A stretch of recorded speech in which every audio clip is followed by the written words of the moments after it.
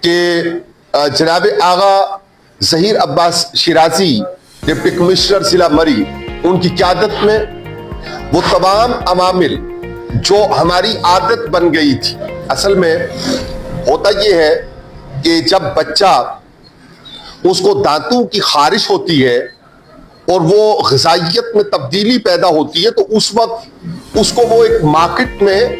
ایک وہ کیا چیز ملتی ہے کہ جس کو وہ دیا جاتا ہے تو وہ اسے چبھتا رہتا ہے تو اس کی دانتوں کی خارش جو نئے اگنے والے ہوتے ہیں. تو ابھی بچہ بڑا نہیں ہوا اور معاشرت میں مجھے عرض کرنے دیں کہ میرے جیسے کچھ ناسمجھ لوگ ایسے ہیں کہ جن کو ابھی دودھ کے دانت ان کا وہ خارش کا مرحلہ ہے. ورنہ اگر ہم وسیع پیمانے پر دیکھیں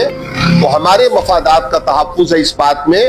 کہ قبضہ گروپوں سے اور یہ اس طرح کی جو آپا دھاپی ہے اس سے جان چھڑائی جائے اور سڑکیں وسیع ہوں. اور اس طرح کے حالات میں اور اس طرح کے حالات سے پہلے بھی صورت کے ساتھ آج ہم ٹورزم کو ویلکم کہنا ہماری ضرورت بھی ہے اور ٹورزم کو ویلکم کہنے کے لیے ہمیں اپنی جو معاشی حالات ہیں مقامی آبادی کے ان کو بہتر کرنے کے لیے بھی اس کی ضرورت ہے.